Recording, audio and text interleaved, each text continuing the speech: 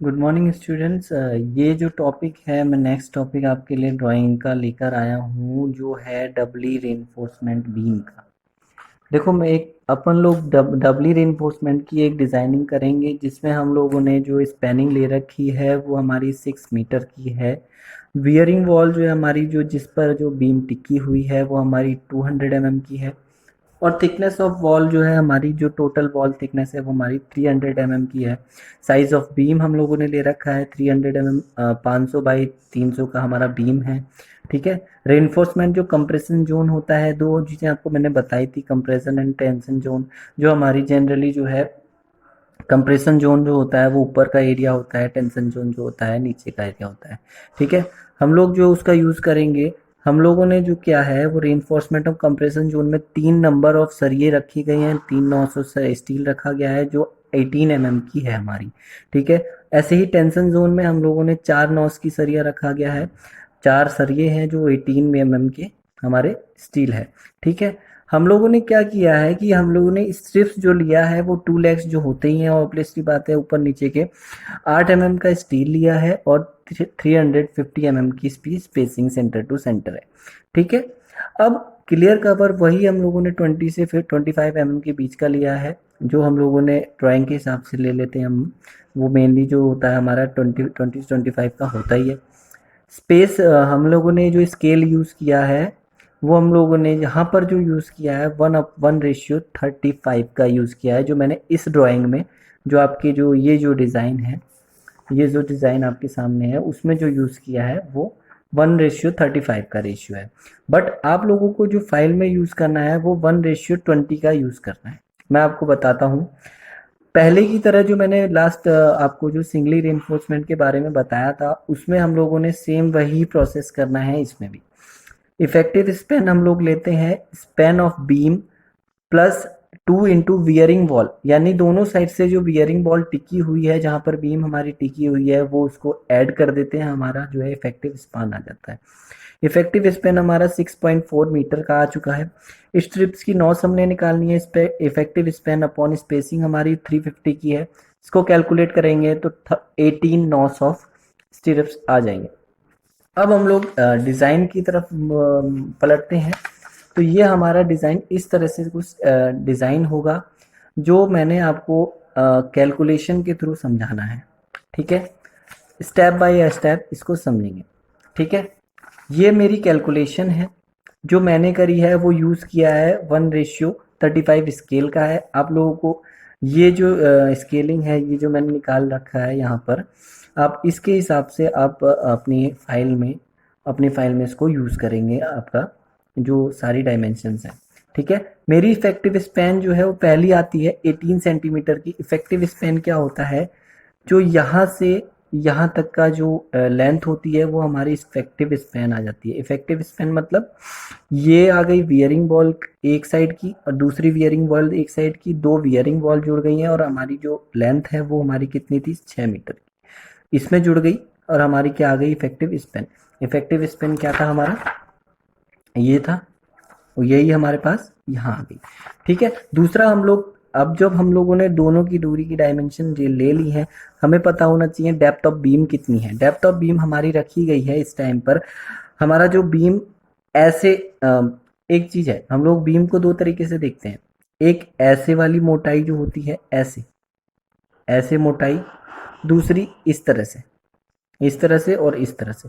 तो हमारी जो डेप्थ है वो जो हमारी है वो इस तरह की मोटाई हो गई, और जो हमारी विड्थ है वो इस तरह की हो गई। तो हमारी जो डेप्थ है वो हमारी 500 mm है, और स्केल के हिसाब से हम यूज़ करें तो 0.14 हम लोग को ड्राइंग के हिसाब से सेंटीमीटर लेनी है। तो एक यहाँ से लेंथ लेने के बाद 1.4 ऊपर को जाएंगे और ऐसे ही 0.14 का एक ब्लॉक तैयार करेंगे जो हमारी बीम हो जाएगी। ठीक है। वॉल की थिकनेस हम लोग 300 हमारी थिकनेस है, जो हमारे स्केल के हिसाब से 0.8 सेंटीमीटर आती है। तो हम लोगों ने 0.8 सेंटीमीटर की इधर और इधर दोनों तरफ हमने वॉल खींच ली है।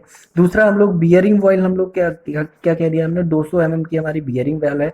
तो हमारी बियरिंग वॉल स्केल के हिसाब से 0.5 सेंटीमीटर आती है। तो 0.5 सेंटीमीटर इस तरफ को खिसके तो हमारा जो बियरिंग वॉल है वो एक यहाँ तक आ रही है। ये देखिए, ये हमारा जो बीम है वो सिर्फ यहाँ तक टिका हुआ है, और हमारे जो वॉल है, वॉल थिकनेस वो पूरी ये है। तो हमारी जो वॉल की बियरिंग वॉल है वो हमारी 200 mm है, और 0.5 हमारी स्केल के हिसाब से यूज़ है। ठीक है, क्लियर कवर हमारा कितना है, देखो अगर 2 mm को हम 35 mm थे जो हम लोग डिवाइड करते हैं तो बहुत ज़्यादा नेग्लिजिबल पॉइंट आते हैं, तो हम लोग इसको जो है 0.3 या 0.5 ले लेते हैं एक जनरल यूजिंग के लिए। ये हमारा क्लियर स्पैन है, क्लियर कवर है। ठीक है, एक ये हो गया और दोनों साइड से हमारा क्लियर कवर आ गया। ठीक है, अब L/7 हम लोगों ने पहले भी बताया था मैंने आपको, एक L/7 का कर्व कॉर्ड लेते हैं, जो बेंट हमारा आता है L/7 का, ये जो होता है, ठीक है, ये जो ऊपर को जा रहा है तिरछा, वो हम लोग L/7 की स्केलिंग से यूज करते हैं। अब L क्या है, L हमारा जो है इफेक्टिव स्पेन है, इफेक्टिव लेंथ है, जिसे हम लोग 7 से डिवाइड करते हैं तो हमारी mm में कुछ विड्थ आती है, और स्केल के हिसाब से हमारी जो लेंथ आई है वो 2.6 आती है। ठीक है, अब हम लोगों ने क्या किया, 2.6 आया, बीम के पहले छोर से 2.6 इधर को खिसक कर हमने पॉइंट मारा, ऐसे ही यहाँ से बीम से इधर को खिसक के 2.6 मीटर mm पे सेंटीमीटर पे हम लोगों ने पॉइंट मार के 45 एंगल पे हम लोगों ने ये इसका बेंट ले लिया है, जो हमारा जो क्रॉस एक्ट करता है बीम को, सॉरी सरिये को। ठीक है, ये चीज मेन थी, ये हमारी को समझ में आ गई है। स्ट्रिप्स हम लोगों ने पहले निकाले ली है, 18 नॉस ऑफ स्ट्रिप्स आई है। स्ट्रिप्स की हम लोगों ने स्पेसिंग की बात करें, हम लोग बनाएंगे कैसी कैसी दूरी पर, वो हम लोगों ने देखना है। 350 जो हमारा जो है स्केलिंग स्पेस है, जो स्ट्रिप्स के बीच का स्केलिंग स्केप है, स्पेस है, मैंने आपको बताया था, देखो ये है, कहाँ गया,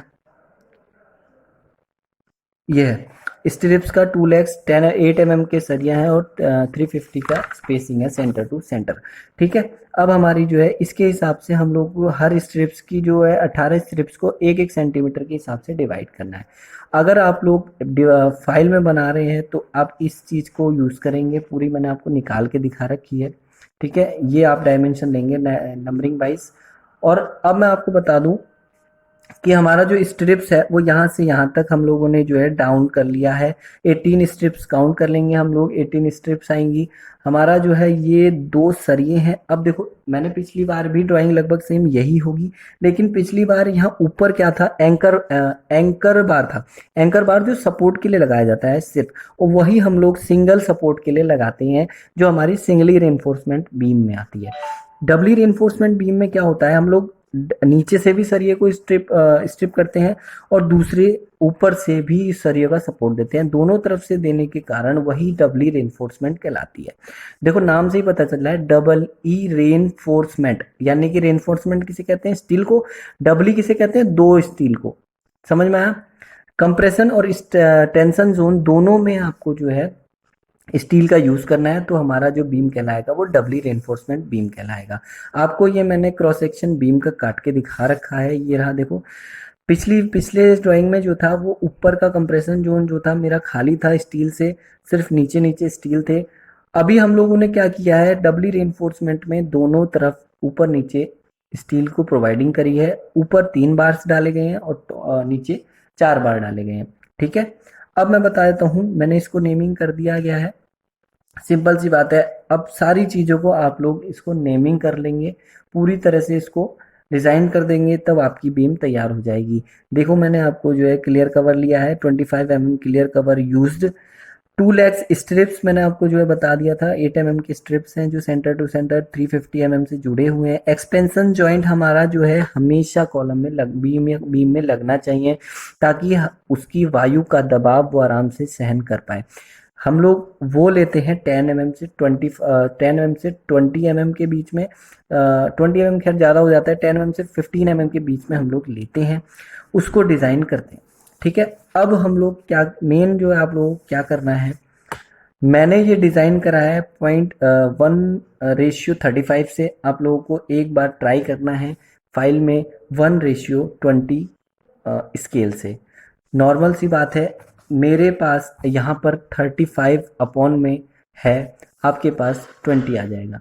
ठीक है, ट्राई करो, और मेरा कोई भी डाउट होता है तो मेरे से आप लोग पूछ सकते हैं। Okay, thank you.